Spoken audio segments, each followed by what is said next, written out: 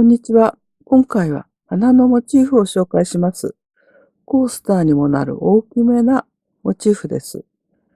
長編み3目の玉編みと長編みの花びらをつけたモチーフで1段目、2段目、3段目で完成します。長編み3目の玉編みと長編み鎖編みで編むモチーフです。これで鎖編み6目の輪の作り目ができました。この輪の中に長編み3目の玉編みを編みます。最初は鎖編み2目を編んで、この鎖編み2目を未完成な長編みとします。次に針に糸をかけて輪の中に針を入れ、糸をかけて引き出し、糸をかけて2本の糸だけを引き抜いて、未完成な長編みを編みました。もう一回未完成な長編みを編みます。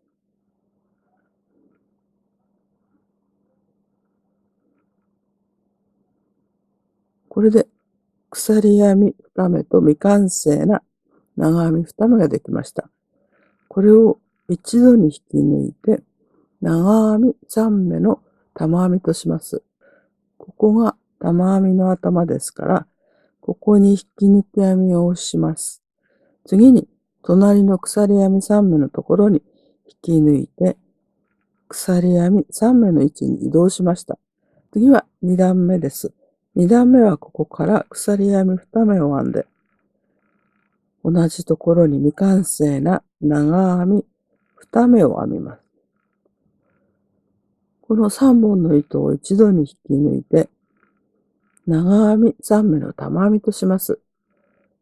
鎖編み3目を編んで、同じ鎖編み3目のところに、もう一回長編み3目の玉編みを編みます。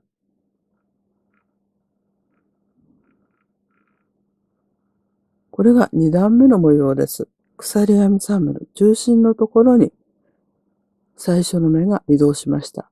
次は3段目です。3段目は引き抜き編みをした位置から鎖編み1目を編んで、鎖編み3目のところに細編みを編みます。次は花びらを編みます。次の鎖編み3目のところに長編みを7回編みます。1、2、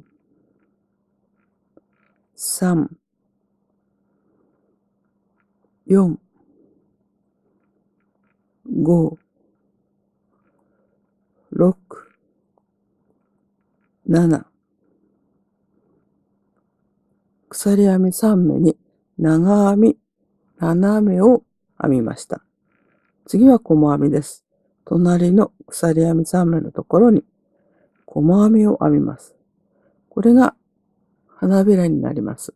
この編み方を繰り返します。花びらが7枚できました。最後のところです。鎖編み3目のところに細編みを編んで、次の鎖編み3目のところに長編みを7回編みます。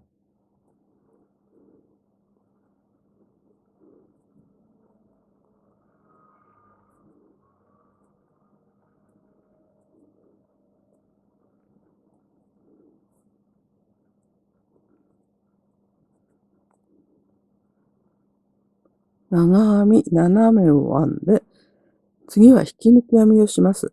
引き抜き編みは隣の鎖編み3目に最初に細編みを編んだ細編みの頭のところに引き抜き編みをして、これでモチーフが完成します。3段目まである大きめな花のモチーフを紹介しました。コースターにしてもとても素敵です。1段目、2段目、3段目で完成する長編み3目の玉編みが入る花のモチーフを紹介しました。コースターにもなりますから、カラフルな色でいろいろお試しください。最後まで動画をご覧いただきましてありがとうございます。